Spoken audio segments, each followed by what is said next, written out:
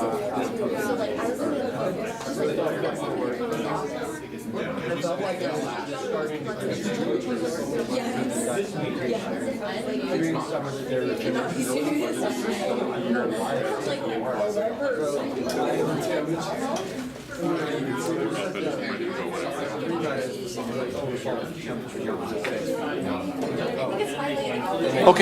I think we're going to start our discussion today. Next Friday, the State Climatologist's Office will give an overview of September and I think probably some other things they'll want to talk about, and that'll be exciting for us to hear, so we thank them for that in advance. I will tell you, though, that along similar lines, we've had, by the time the weekend is over, and I think we'll get today, Saturday, and Sunday, will all be over 80 degrees. That will make 17 out of the 36 days from September 1st to October 6th will have been 80 or higher. That's nearly half, which I didn't have time to look up what the record is. It's a little bit of an arcane thing to look up, but I'll bet you that's challenging, if not exceeding it. That's remarkable. That's just shy of 50% of all of those calendar days. And let's not forget, the first week of September was graciously cool. We all came back to school and it felt like fall. It was actually nice for about a week. Huh? Do you want me to pull up Ed's graph? It'll take too much time. I don't want to go through that. I'd rather have it prepared, and we could then use it as an illustration. But 17 of the last 36 days, by the time we're done on Sunday, will have been 80 or higher here in Madison, which is just unbelievable. And an interesting aspect of that is that typically the climatological highest temperature for Madison occurs around the week of July 18th, and that temperature is 84 degrees. So this is unbelievable. This is just really weird. And we've seen evidence week after week as the semester has rolled on that things don't look extra tropical in the extra tropics, at least over North America, and that will remain to be the case. Now, I don't want to go through this exhaustively. The big things are, of course, Umberto earlier this week was a Category 5 hurricane, and you might think, oh, too bad Umberto's died. Umberto's about to hit northern Scotland as an extratropical disturbance that will have probably 50 or 60 knot winds, gusts over 80. And then we had somewhat disappointing, but of course for our fellow citizens not so disappointing, Imelda never really took on the ferocity that it looked like it might last Friday. It took a long time coming out of the Bahamas and getting itself organized, and by the time it did, and there was some talk earlier in the week about a Fujiwara pulling it back off the coast. I don't believe that. But anyway, this thing kind of took shape away from the warmest waters in Western Atlantic and then headed past Bermuda, and it also has some interesting post-tropical life to yet to live. So we'll talk a little bit about that. But mostly the focus on any of these tropical disturbances from earlier in the week will be on ex-Umberto as the storm heads up toward the British Isles. That's really interesting. There's an interesting transition going on, and there's many dimensions to it that are of interest, and I won't have time to talk about them all. And I certainly don't have the knowledge. I just have scraped the surface on that. Saying a few things about it will be fun and maybe engender a conversation. I wanted to show you where we are in the 850 millibar cold pool. Sometimes I like to just have it every 2 weeks update, but things were interesting today, and they weren't so interesting at Yankee Stadium last night, so I took the time to do this. Well, they were interesting in some ways. A young kid from Walpole, whose dad is the police chief in Needham or something like that, pitched a shutout against the Red Sox, so that was probably stomach churning for him, but 12 strikeouts, no walks, 8 innings, pretty unbelievable. Here is the trace from September 1st to October 2nd, and here are several different averages, and then of course the maximum and minimum ever for the 850 millibar cold pool around the northern hemisphere. Last week we were the 9th warmest, September 1st through 25th. This is now the 4th warmest, so there must have been something odd about this week. It's a catch-up week, maybe historically, but not for us. We're now the 4th warmest, September 1 to October 2nd, which effectively means something like the 3rd, 4th, or 5th warmest September of all time. And I should have just done the month, but I didn't. I did this kind of quickly. But where you can see, we're maybe approaching the 1981-2010 average today. But that's the first time we've been at the average since the first 2 days of September, which, as you recall, were rather chilly. So at least here regionally. So the whole hemisphere has been a little bit warmer than it usually is. In fact, quite warmer than it usually is. But this is on 79 seasons, I think now, or 78. And so if you're the 4th out of 78, you're pretty good. You know, that's a candidate you want to hire. Okay, so pretty warm year. going so far. Last year was the warmest, September 1st to December 1st, ever. And we're only fractionally below last year's rate right now at the same point. I think 2024 was the third warmest by really just a fraction. And then the other two are a little bit more outliers. They were both in the 2000s, 2000 teens. 1951 is the only one in the top 10 warmest right now that stands out from the 21st century. So there was something funny going on in 1951. Okay, let's go to the more proximate in time and space radar, if we could, Pete. And I'm going to come back to here. I have a couple of things loaded. One thing in particular loaded that I didn't set up here, so we'll go back to my machine later on. So here's our pseudo green-blue color, and so here's X Imelda. So it turns out that X Umberto is off this map, and we'll see that from another perspective. I dragged in information from our neighbors to the north, from the Canadian Meteorological Service. We'll look at that. But Imelda herself looks like a pretty decent extratropical cyclone getting organized now. Clearly an asymmetric cloud head to the storm. Very cloud-free air over much of the North Atlantic. I think it's testifying to the fact that finally the cold advection has stopped, but it was really strong cold advection along the coast yesterday in the lower troposphere. And the storm is making its way to cooler and cooler waters. Here you can see evidence of really strong cold advection at the mouth or south of the mouth of the Labrador Sea. That's what drives the thermohaline circulation, at least partially. Don't tell Liz. She always tells me, no, it's not that. It has more to do with salt. Probably does. I don't know. But I can't believe that putting cold air systematically in the wintertime over that ocean doesn't help. I can't believe it doesn't help. So anyway, that's kind of a cool picture of Imelda. One of the things that struck me this morning was how cloud-free the continental 48 states are today. It's rare at any time of year to see this large of a fraction of cloud-free skies. And so, beautiful day over New England, except for a bunch of sobbing youngsters in the Boston area. But wait till next year. There's things to look forward to. Roman Anthony will be healthy again. And then there's clouds only in the Pacific Northwest. Most of the central United States clear as a bell, and we'll see in a minute, warm. And we already know that. I mean, here it's almost 80 degrees already, and it's only noontime. And many places to our south are 80. Our dew point is 59 at the last hourly ob, surrounded by places with 60 or 61. So we're right in the soup, as Professor Morgan said. It's like a July day in many respects today. But the sun will set earlier, and it didn't come up till later. Looks like, as we've seen the last couple of weeks, fairly active storm track across Canada today is taking a bit of a break, but not entirely a break. There is a disturbance up in the central Labrador Sea associated with this cloudiness across much of Quebec, Ontario, and parts of Labrador. And so we can see that happening. And you can see some of the lake effect off of the Hudson Bay, too. Look at how far it extends. I mean, these are those stratocumulus that you see sort of at the mouth of the Labrador Sea. They go hundreds of miles into northern Quebec off the Hudson Bay. So that's pretty neat. And there's no ice there yet. It's been cold, but it's not been cold enough. And so you can see there's no ice. Okay, let's go to the Pacific satellite image before we go to our radar across the continental U.S., if we could, Pete. So in the Pacific, I forget the name of this storm, but this is like the third week in a row that the ITCZ, all the way from about the date line to the west coast of Mexico, has very few teeth in it, little convective elements. So there's not much going on in the ITCZ, and this is the third straight Friday that we've seen that, which is really pretty remarkable. Okay? And then it looks like it erupts a little bit more further to the west. And there's not very much organized weather in the broad eastern part of the Pacific Ocean. Hawaii is right here, and so north of Hawaii near Midway Island, there's something that looks like it's trying to get itself organized. I didn't bother to spend the time to start talking about these disturbances because they are forecasted to stay weak for the next couple of days. There's not really going to be much development across the broad swath of the Pacific. The southern Bering Sea has a decent development. I mean, beggars can't be choosers, but at the same time, next week or so in October, you end up seeing those things at 945 millibars climatologically. This one's not quite that strong. But even in its weakness, it is a cloud mass that far exceeds anything we've seen all year in the tropics. I had to get my dig in. So it's pretty impressive. The Bering Sea is big, but it's a shallow sea. It's not very deep.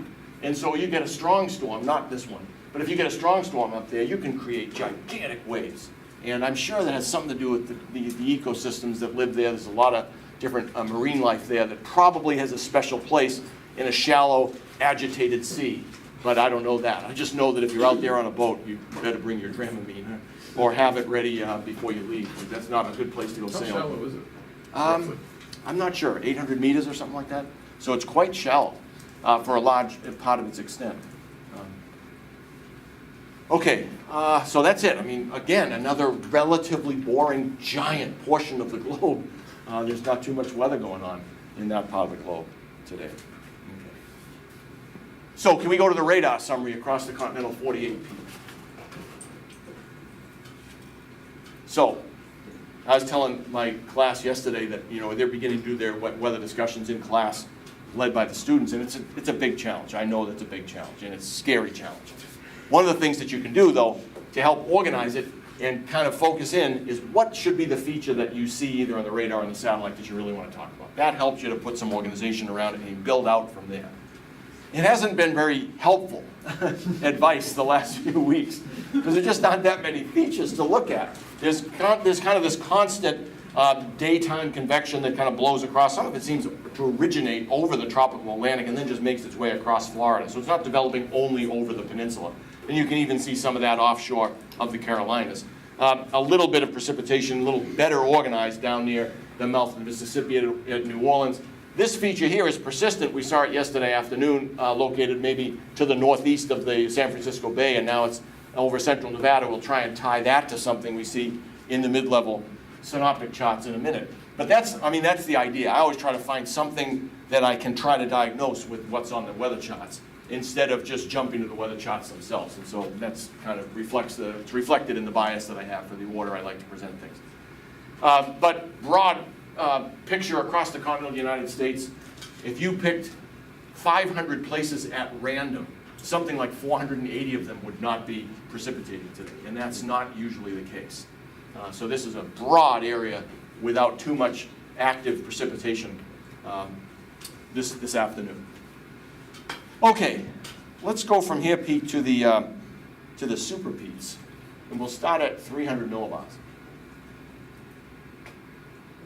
In the 300 millibar map at 7 a.m. this morning, my gosh, I mean, in the gray, you're talking about 90 knots, and then the next white goes above 90 to 100. So you got 101 knots somewhere to the south of X Imelda, and then the real jet is in the Labrador, so south of Greenland. Here's Greenland, Iceland's under UTC, and so 193 knots.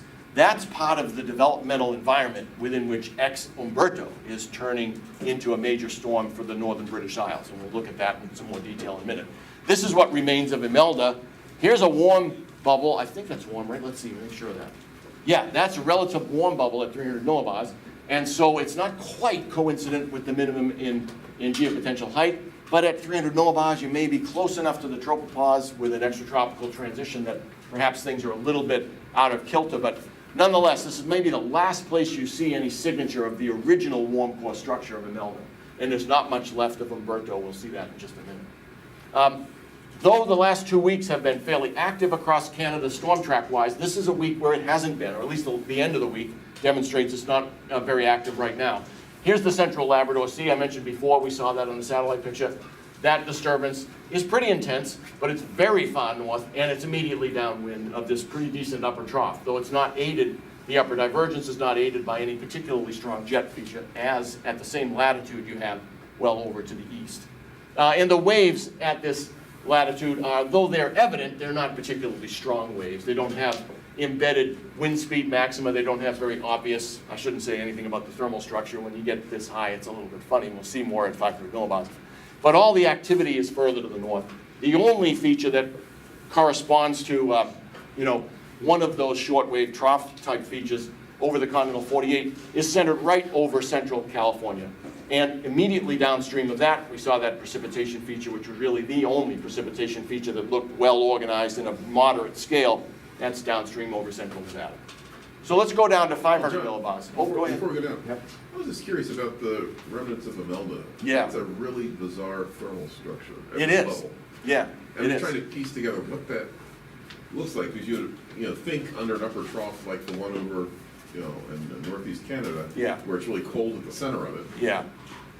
You don't have that at all. It's No. actually the cold air is to the south and west of the minimum geopotential. Yeah. It's just a bizarre structure. It is weird. My guess would be that the whole thing is sort of tilted for the first time in its existence, and it's tilted now down shear a little bit. Yeah, and I think that might be what it is. I don't know what it looks like at 500 millibars yet, and I hadn't seen this map till we just put it up. And I had the same reaction. It's a little bit cockeyed.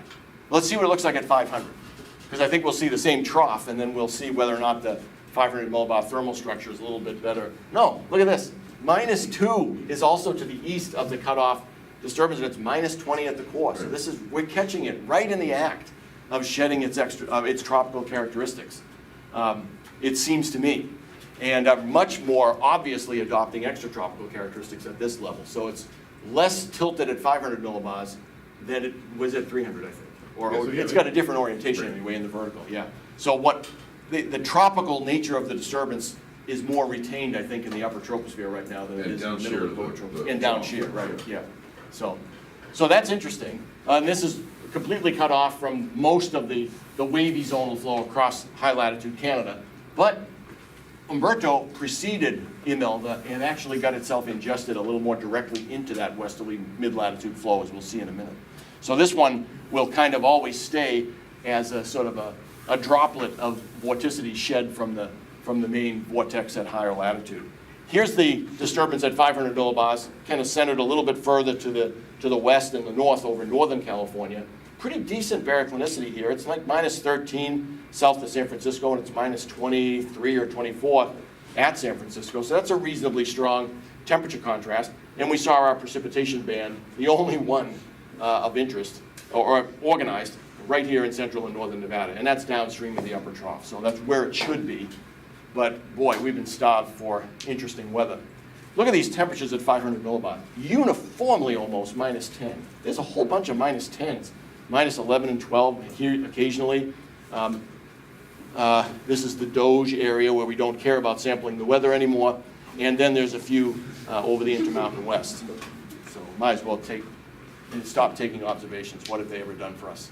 So, yeah. So at 500, just based on this map, you can almost perhaps predict sort of the weather for Northern California, Northern Nevada through Reno with a cold core upper trough. Yeah. Probably showery weather to the west of where the banded precipitation structures were down shear or downstream of the upper trough. I'd say that's an excellent forecast. Nevada is corrugated topography, so every one of the higher peaks, when it gets to be -22 or 23 at 500 millibars, convex in the afternoon. So yeah, the afternoon radar is going to be a pop-up of convective showers. I think you're exactly right. Yep.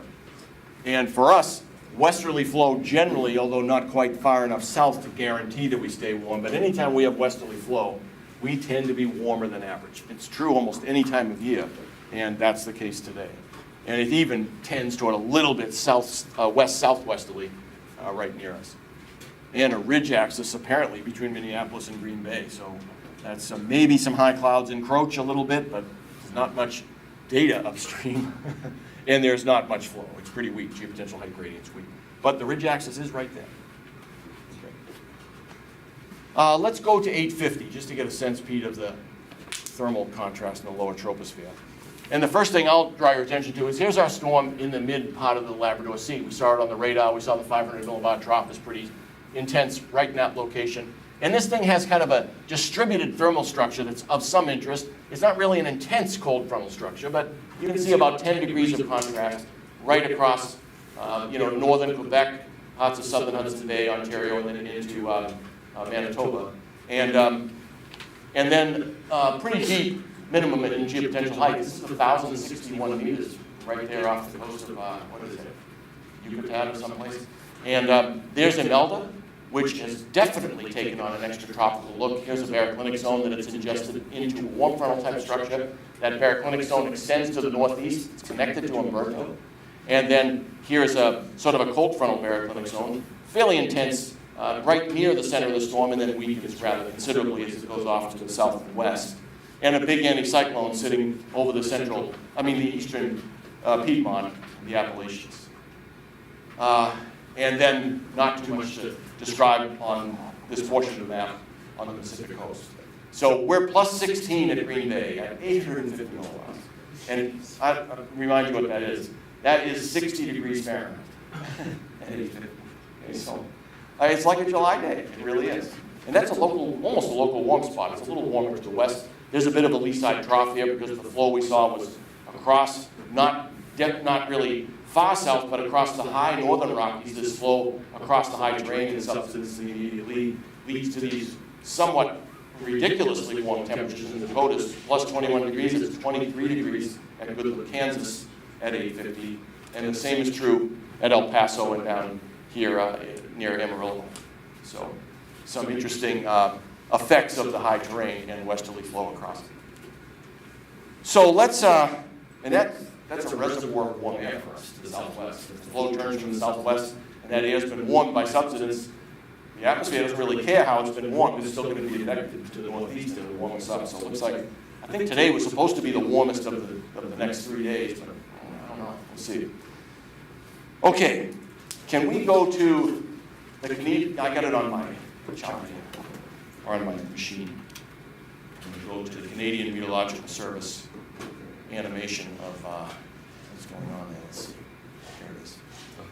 Okay. I want to make sure I know what time we're at. I forget where it's listed.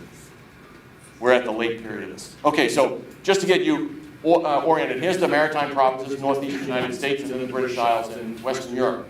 And we're going to come back to the beginning of this animation, which is, I think, 36 hours long. Here it is. So here is a straight sort of structure in the atmosphere along which higher clouds, this is the infrared, are developing. It starts to take on a little bit more geometry, that is circular isotropic geometry laid on. This is Imelda. Underneath all of this cloudiness is ex Umberto. And something's going on with that storm late in this period, which mostly spans from 12Z yesterday to 12Z this morning. And so something fairly intense is going to arise out of this, and unfortunately is a limit to what we can see. But you kind of see the development of the intense center of the circulation there over the northern part of Great Britain and Scotland. So it starts out as a perfectly linear sort of feature, and then not staying linear right around this time, which is about 0Z, 3rd of October. Big dent, cold advection behind it, big dent in the linearity, and the storm starts to really take off. I have to show you, of course, what's happening underneath this in the sea level pressure analysis in just a second. But I wanted to show you the satellite first. That's what happened to Umberto. And Imelda is still chugging away, somewhat stationary, not exactly stationary, but fairly stationary, compared to Umberto. Okay. So as you can see by just tracking the cloud motions, you can see the cold advection, right? The southwesterly flow in the high clouds, and then the sort of the northerly or northwesterly flow in the low clouds. That's right. And with height. It doesn't take a special set of glasses. You know, it takes years of experience. Because he may need new ones, but he doesn't need them to see the thermal wind. So what you should always be doing is trying to see the thermal wind in the satellite movie. And of course, Preston one can see it without even trying. It's sort of like how all of us can say, that says Canada, without even thinking about reading, right? It's just the way it is. Okay, let's thank you, Canada, for that. We'll go to the next thing, which is, I have these already set up, so I just use them here. And I think we can use these arrows to go forward. This is from Alicia Bentley's fine map set from the GFS. So notice that this is a forecast initialized at 60. Oh, I didn't want that one. I'll go back to another time, sorry. So you just got to read it and make sure you're on the right place. Oh, this is where I want. Okay, this is initialized 12Z yesterday, and it's a 0-hour forecast. So here's the picture we were just looking at a little bit bigger scale. There's Imelda. Here is what was left of Umberto. It's kind of an elongated minimum in sea level pressure of about 1,000 millibars. That's not really intense. The dashed blue and red lines are 1,500 millibar thickness, and the shading behind it is a 250 millibar wind speed. And so when you get up to these dark purples, I forget what the scale is. It's something on the order of about 120. No, it's in meters per second. 80 to 90 is the first maroon, and then the darker one right in here is 90 to 100 meters per second. So you're talking about a really revved up jet. And that's consistent with the presence of a really intense thickness gradient here, which is a manifestation of a baroclinic gradient. So what we want to do is watch what happens to this kind of elongated ex-tropical storm, Umberto. We'll click one time at a time, and it goes ahead 6 hours. So not too much development from 12Z yesterday to 18Z yesterday. Many of the same environmental characteristics remain the same. Very intense baroclinic zone.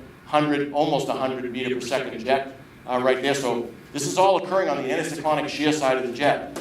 Let's go to 6 more hours. Then something starts to look a little bit different. It's still, I'd say, mostly elongated, but now we're at 1,996, 992, so about 8 millibars of deepening, or maybe 4 millibars of deepening in that last 6-hour period. Imelda holds firm, but Umberto is being transported across the Atlantic on the anticyclonic shear side of this really intense jet. The region of at least 90 meter per second winds has expanded and consolidated here. It's really a pretty intense feature that's going on here. Then let's go 6 more hours. Now, what in the world is Umberto doing? Here's 1,000. 1, 2, 3, 4. This is now deepened another 8 or so millibars in that 8-hour period. And the cyclone appears to be trying to cross the jet, whatever that means dynamically. The thickness field begins to take shape in association with this development at sea level finally. So we're already 18 hours into this time period, and it's only now that things are really starting to develop with this extratropical disturbance. And here's Ireland. So let's go 6 hours ahead. Wow, it gets all the way across the core of the jet, which is still over 90 meter per second. Extraordinary cold advection back behind it, and the cyclone center is just to the northwest of Northern Ireland, and it's much deeper. This is 992, 84, wait a minute, this might be 992, 88, 84, 76, or it's 80, 76, 976 or something like that. One more time. And then here's where all hell's breaking loose right now in northern Scotland. It's really getting windy up there because the pressure gradient is so intense and the cyclone is well below 960 millibars. And it's completely on the north cyclonic shear side now of this jet stream. So how did it make that migration? I can't answer that for you today. The fact that it did probably has something to say about the dynamics that drove the development. I want to just show you one more thing on this, and then I'll be done. And that is on Vis5D. Oh, Chuck. Oh, yeah. Before you leave that, so it seems as though the upper trough, if we go back a few time periods, there's this upper trough that's southeast of Greenland. You can see it in the field. Right there. So that's sort of the signature of it. So it's bringing the sort of confluence of these two features. The surface cyclone and the upper trough seem to be two key players. Yeah, that's exactly right, and you'll see that in the Vis5D. Okay, You can't miss it. It's exactly what happens, to the extent of my knowledge at this point. So that's exactly correct. So let's take a look at the Vis5D, Pete.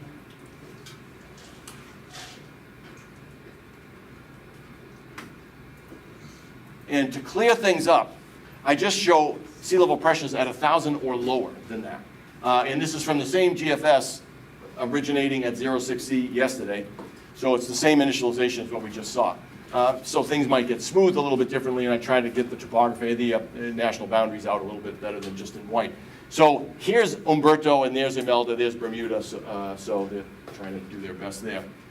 So let's put on the PV in the horizontal. So this is at 9 kilometers. This is what the PV looks like at 9 kilometers. And so just exactly what Professor Morgan said. You could see something emerging from the Greenland area. This thing here is a really impressive 9-kilometer PV slug. And you can see, I'll show you in just a second, that's, look at it, even at 9 kilometers, in the not so old tropical cyclone, you got a tower of PV in Imelda. You don't have it anymore in Umberto. And so this is all extratropical, going all the way back to the southern Gulf of Mexico. If we take that off and put the theta on, that's at 500 millibars. That's a really intense 500 millibar temperature contrast. But the storm is well to the south of that, and we saw that the jet that was kind of ushering Umberto across the Atlantic was poleward of its position at sea level. So this was all on the anticyclonic shear side of the jet. Let's put the vorticity at 500 millibars on there, and that's here in yellow. And so you can see a pretty intense piece of 500 millibar vorticity precisely where the PV at 9 kilometers was, and so that's a lower extension of that. Here's the PV column, manifest in vorticity of Imelda, no such thing for Umberto. And it's just to the north, well to the north actually, where you have the strongest PVA by the thermal wind right in this region. So that, and let's step ahead one time, Pete. And I think that's a 6-hour increment, no, 3-hour increment. And so there's a little bit of development, but it's quite far removed from the sort of traditional mid and high latitude quasi-geostrophic forcing. One more click. And it remains, and then that development doesn't persist. It kind of goes back to 1,000. So it's oscillating around 1,000 millibars for its minimum sea level pressure. Meanwhile, the strong forcing is still well to its north, so it's not really catching up with it. And we keep clicking on this, we can see some interesting things going on. I think now there's an encroachment of the strongest PVA by the thermal wind, just to the north now of the cyclone. A little bit of development seems to ensue, but then there's something beginning to take shape here at 500 millibars, which I think, one more click, is the beginning of the manifestation of a descendance of that high PV into this region near the cyclone. The cyclone's still only 996, forcing still kind of not yet connected to this cyclone, well connected to it. One more time. And then you start to see a little bit more vorticity at 500 millibars encroaching on this region of the storm, the environment, and strong PVA is just to the north of the cyclone. One more time. Look at that. That's a little bit more obvious. Vorticity gradient, PVA is right on top, and this is when it stops to go. That's now 992, and that's 988, and it's just going like crazy. Here's Scotland waiting for the storm. And look at that. One more time back, Pete. Suddenly there's this big burst of vortex development at 500 millibars, which is mostly just the PV coming down, but it never gets away from this intense 500 millibar baroclinicity, so the PVA by the thermal wind is really strong northwest of Ireland, and we're already at 980, so the next click, we're well below that, and it's going right across the British Isles. So there's a really interesting couple of different forcings, and I'll sum it up with one more thing, which I think I have here. I hope that I have it still. No, well, can we go to my Omega page? And we'll go to the North Atlantic from 0Z. Thanks, Pete. Maybe from last week, but maybe not. Yeah, there it is. Great. And we'll do North Atlantic. We're going to go back up to 0Z because it's the only thing that's left on my page as it is. Second, I think it's the third set of panels is the North Atlantic. Yeah, right here. Let's look at total Omega at 6 hours in the forecast, which is valid midnight last night. So here's where we have most of the ascent. Here's Ireland. And so the storm is just beginning to develop at this time. Here's Imelda. Imelda's still got a substantial QG forcing, but this is Umberto. One click more ahead of this would be fun to see what happens. So to 12 hours. Tremendous intensification of that couplet of ascent in yellow and descent in blue. So what I'd like to show you is at 06Z, the components of this ascending region, which is the large piece of the forcing for the development. So let's go back to the 6-hour forecast, just to remind everybody we can go there first. So about 1, 2, 3, 4, 5 or so decipascals per second of ascent well off the coast of Ireland. Let's split that into the shear-wise piece, where almost all of it is from that, and then the transverse piece, which is all the frontal stuff, and not much. In fact, it's the opposite. There's ascent in the cold side and descent on the warm side from the horizontal frontogenesis. But when you go further south along the front, it's a really strong thermally direct circulation. Here it's thermally indirect. I have no idea why, but that's what comes out. And then one last thing, 6Z, the Sutcliffe, this is purely PVA by the thermal wind now.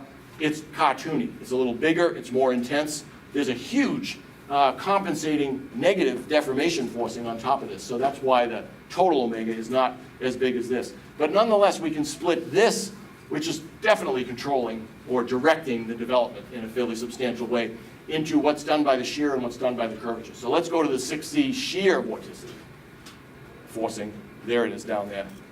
And I'll count these 1, 2, 3, 4, 5, 6, 7 decipascals per second in the spot of development. Let's go to the curvature now. 1, 2, 3, 4. One of the first times I've ever seen the shear vorticity advection dominating the curvature vorticity advection during a surface development. And I think the reason is because this thing originated on such a strong and straight baroclinic zone. There was no curvature there until, my theory is, until the upper feature comes in and induces curvature in the flow. Not only that, but latent heat release in the cloud head induces curvature in the flow. The next time, 12Z will do the same partition, or 12 hours, I mean. So, right here, shear first. 1, 2, 3, 4, 5, 6, 7, 8, 9, and let's do the curvature. This is at a time where there's more intense development. 1, 2, 3, 4, 5, 6, 7. Almost the same.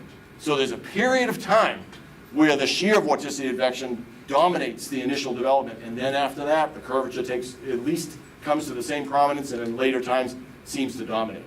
And so any of the shepherds in northern Scotland who are getting blown off their land this afternoon may be interested to know that this is a transfer from shear to curvature vorticity advection that's driving that development, which is something yet to be described. I want to learn more about it. So that's all I have. What about the crossing of the baroclinic zone or the crossing of the jet? Yeah, I think it's related. I think this might be a characteristic of storms that do that. So I'm immediately thinking about Lothar from 1999, which was the famous paper by Burnley et al., talking about the big European windstorm, where the storm did the same thing. And I wonder if you split the QG omega into its pieces like this, you'd see a similar pattern. I don't know if that's right or wrong, but it would be easy to investigate. And I may do that, so. Yeah, so I don't know how that actually works, but it's something to investigate. That's interesting, too. Yeah. All right, thanks. Yeah, thank you, John. Oh, yeah, you don't need my notes.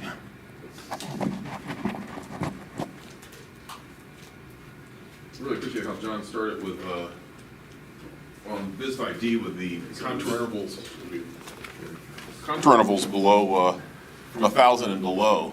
Yeah, if you're in the tropics, you'd probably go, ratchet that down a little bit to start the contour intervals, to highlight the exciting things. You probably have to start at 1,012 because the pressure never gets below that down there. But when you have something interesting. But maybe that's kind of a circular argument. Yeah. Those 12 times a year, you mean? Okay, I'm losing this, so let's go to the forecast. We'll go to high first. So we'll look at the current forecast. I have a favorite order here. We'll scroll down to the bottom, look at the forecast meteorogram. Yes, dew point's still wrong, but another warm weekend coming up. As John hinted, these temperatures may be sort of an underestimate of what's going to happen. We'll look at some actual soundings and also the forecast from a couple of different perspectives. But again, a warm weekend coming up, but also a dry one. We've been relatively dry the last several weeks, and so we need to get a little bit of precip here. Let's go to the time height section, and it persists in being extremely boring. Yeah. There's a reason I show these time height sections, but you may wonder why when there's nothing really exciting happening. Again, the light blue is W, vertical motion. The yellow is potential temperature. Relative humidity is in red. And there is no dynamical tropopause that shows up on this map. Again, a testament to the fact that the jets are well to our north at this point. And so we're not seeing the dynamical tropopause come in. There may be a hint that somewhere just above this, there's a bit of a PV anomaly going by. You can see a bit of cold advection in the layer down here, but you can also see these isotropes bowing upward, indicating that there is some positive PV structure moving by, but it's outside of the plane of this particular time height section. At the surface, sort of basically a broad southwesterly flow over the course of the weekend, maybe becoming a bit more southerly and strengthening a bit as you go into tomorrow evening. Getting winds in the boundary layer of about 20-25 knots from the southwest, so kind of breezy, warm. Get a nice well-mixed layer forming by tomorrow evening, and 30 knots in the boundary layer just above us. So that's pretty. I think that's pretty interesting. Just having a very brisk southwest wind. We'll see on the surface maps a tightening pressure gradient as well. But again, not much happening. Cooling aloft here, a little bit. Warming up a little bit at the surface, but not by a lot. So stably stratified, well-mixed layer at the surface, stably stratified above that. Again, a boring weather week coming up. So let's get out of this. And we'll go to the surface map at 6 hours from the forecast to see where we are with this. And a couple things that I want to focus on. Yeah, there's 1,012 there, John, so that's something. But it's not something I want to focus on too much because it's probably not going to amount to much. 10% chance of development of a tropical cyclone in the Bahamas is this feature, which is partly tied to that frontal zone that Imelda is part of, at the very end of it. Sometimes as we move into the later part of this season, into the fall, we can get these cyclones beginning to develop on the sort of tail end of a trailing cold front.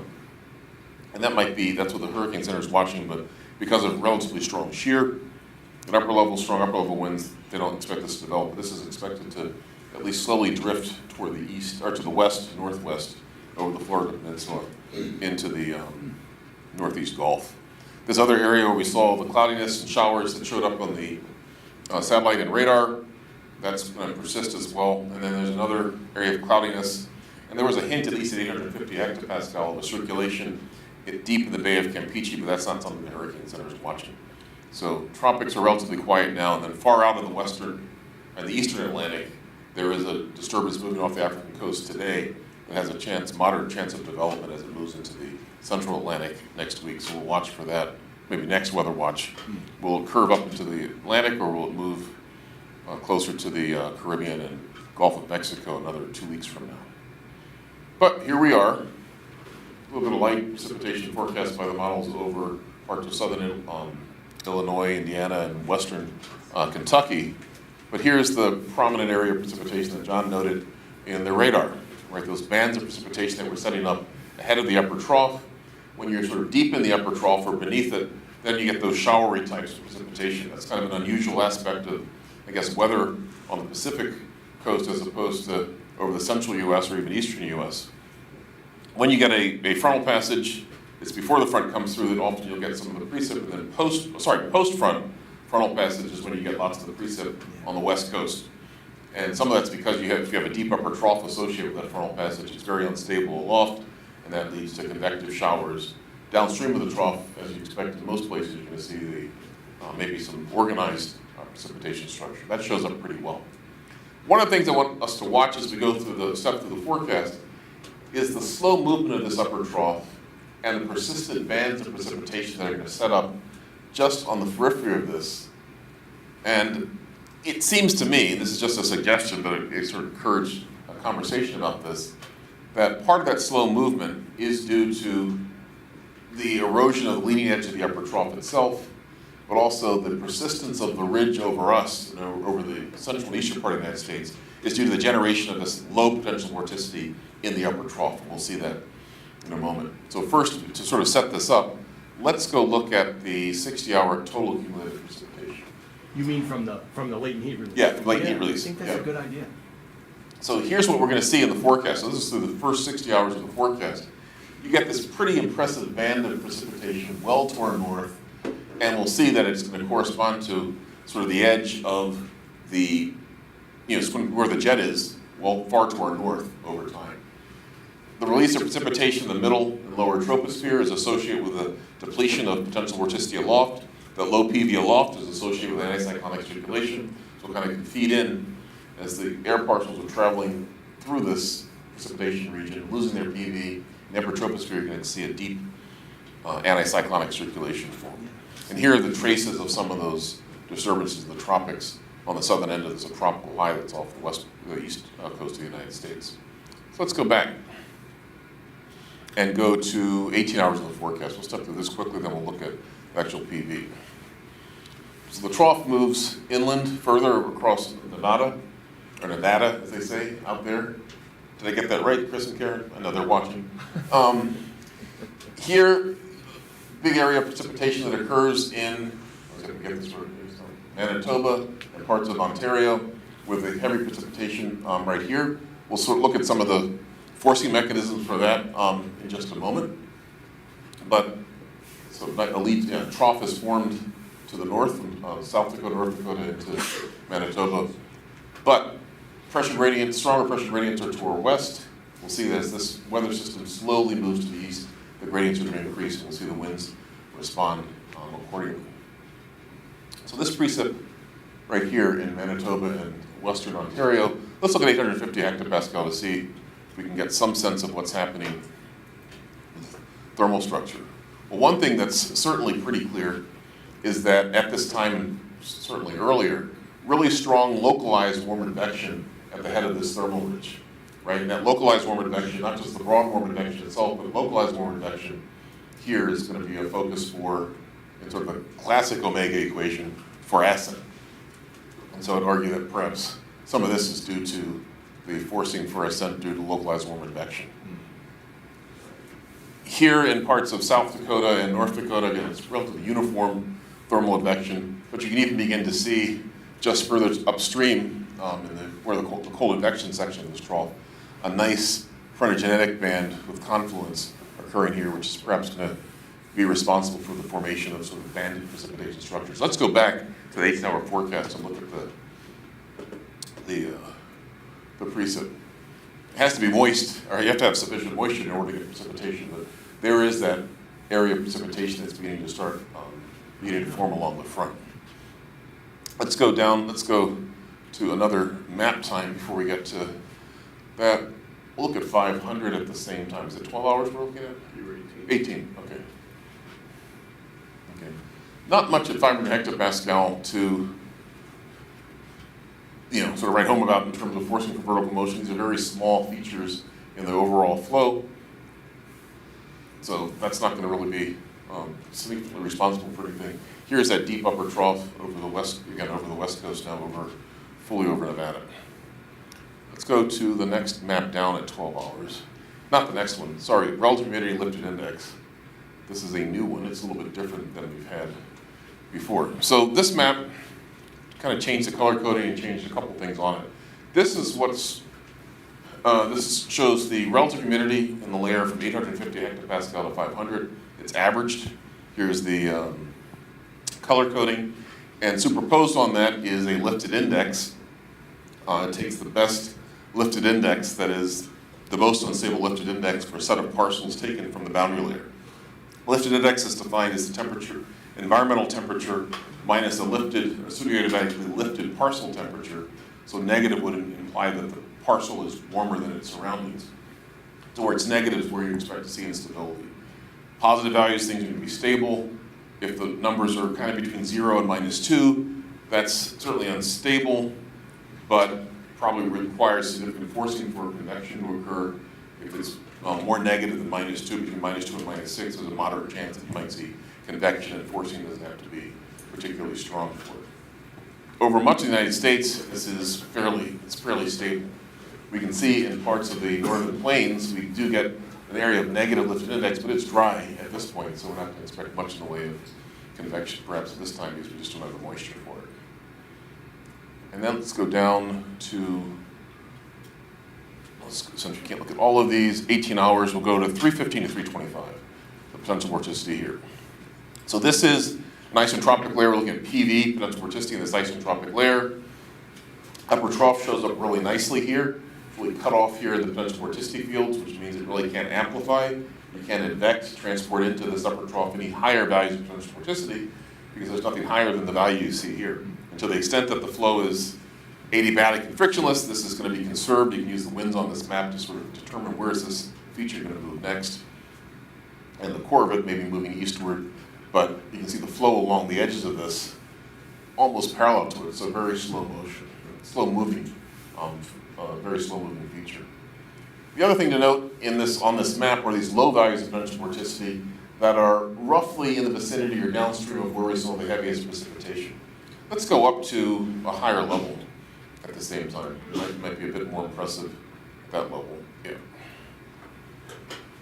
Not really. Well, still low values here, but you have this sort of rough, generally low values of potential vorticity over parts of southern Canada. And what I'd like to do is, we'll come back to the surface maps in a moment. Let's just animate this layer.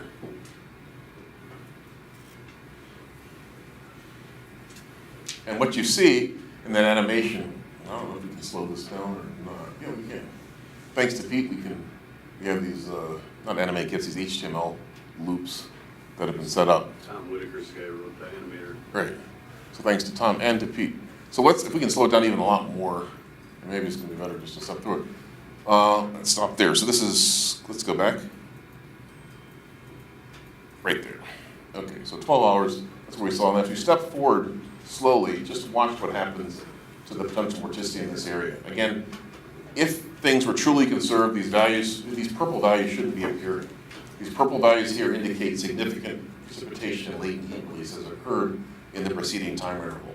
And so this very low PV is going to be associated with a strengthening anticyclonic circulation aloft.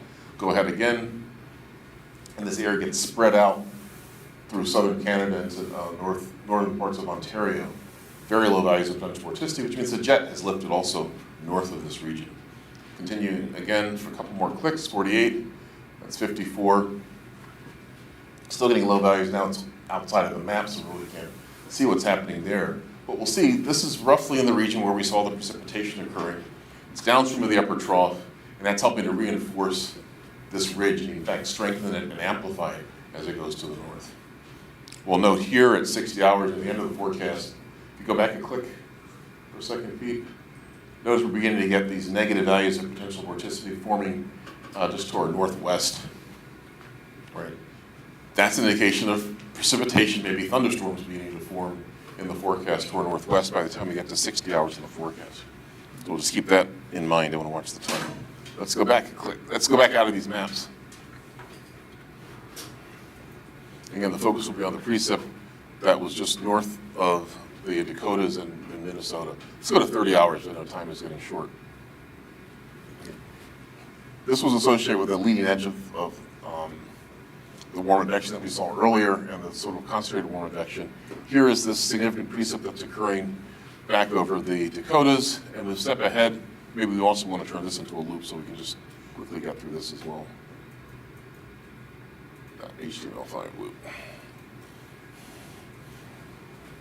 And just keep advancing, stepping forward. Here's the beginning of the really robust precipitation as this upper trough tries to move further to the east, and we keep clicking ahead.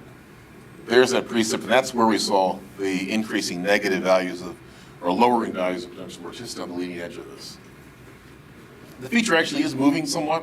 Thought it was a bit more stationary, but I think the amplification of the ridge is due to the transport of the low PV northward, but also the generation of the low PV on the periphery of the anticyclone. That's a fairly impressive area of precipitation. Yeah, it really is. Okay, if we get to, sorry, what's I don't think it's unrelated to what's going on with Umberto, or at least has recently gone on with it. You know, that kind of linear band of intense precipitation. You already have strong positive PV, or high values of PV on the northern side. Right. If you can amplify the negative ones, Right. down on the other side, you intensify the gradient, and Right, that's all just- you need to get developed. Right, so you're intensifying the gradient, you're intensifying also the jet at that level. Yeah, the jet. So there has to be sort of Secondary circulations that begin to Yeah, develop. it's really interesting. So this is at 60 hours, and you can see the beginnings of some precipitation just to our northwest at this point in time. Let's go to just if we can click back a couple times to get to tomorrow afternoon. Let's say if we have a 21Z map, what time is that? Tomorrow afternoon, a little bit earlier. Okay, we'll stop there. Go ahead, 1 to 18Z tomorrow. Okay, notice this increase in the sea level pressure gradient. Step ahead one time. So this is the wind's beginning to increase as this gradient begins to strengthen over us. And now we're going into tomorrow night. This is, Sunday morning. And we still have that, maintain that gradient. Again, the strongest gradient's well to our northwest, but we get into sort of fresher southwesterly winds at this point, or more even southerly winds because of friction. So let's look at, let's get out of this map, and we'll go to, first of all, tomorrow, say 27 hours in the forecast. We'll go into the inner grid. Again, over the lake, still relatively cool, but we're in the warmth, and the models have fairly uniform temperatures over us from the lakes further to the west. And again, pretty deep, this is mid-20s. I think it'll probably be warmer than that. We should look at some soundings from maybe a more reliable model or more reliable surface physics, but that gets us, 27 gets us to the low 80s. Yeah.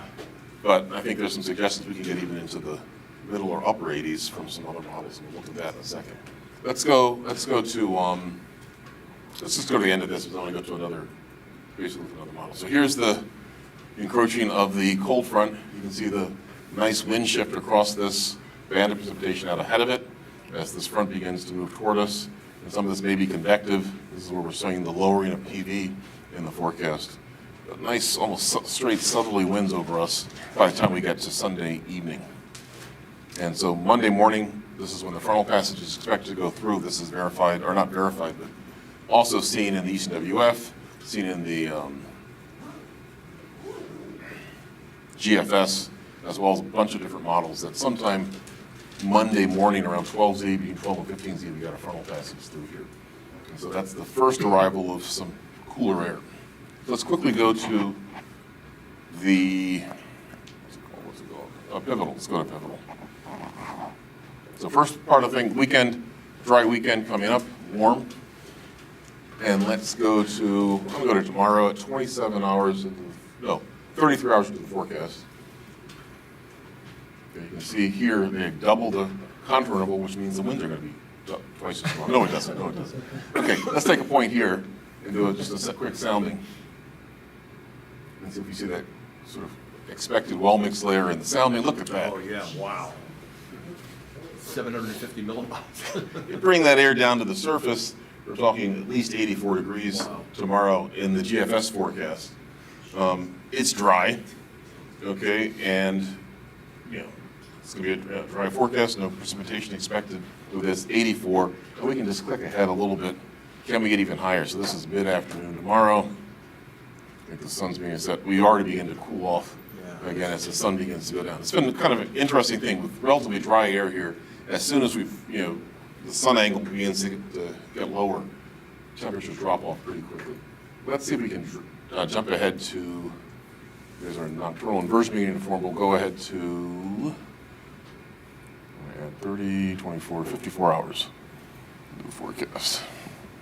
This is Sunday, 18Z at, you know, low 80s. And if we click, just go ahead a little bit beyond that. 82. So Sunday, that's kind of consistent with the WRF forecast of tomorrow being the warmest day, Sunday being just a little bit cooler. But again, temperature dew point spread with a nice, you know, dew point depression here. Not much in the way of clouds at all, I think, during this time period. We saw that in the time height section. Mixed layer is fractionally shallower on Sunday. That's interesting. I Yeah. don't know why that is. Yeah, that I hadn't looked at too carefully. So yeah, slightly, you know, not so deep mixed layer, but that's all right. You can see, again, still fairly strong winds just above the surface at 30 knots out of the southwest. Let's go to, jump ahead to near the time of the frontal passage. Let's go to 72 hours, so this is Monday morning. Okay, now temperature dew point now collapsed.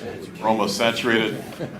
So certainly cloudy, but not, you know, the winds have already started to come around to be more westerly at this point. Let's go back 3 hours.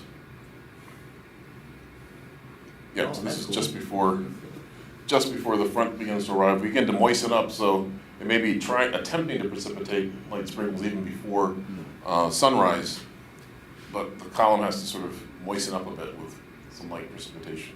Let's go ahead. Let's just click ahead to the mid-morning. And definitely we're in a cold advection phase. You can see here more west-southwesterly winds becoming more southwesterly.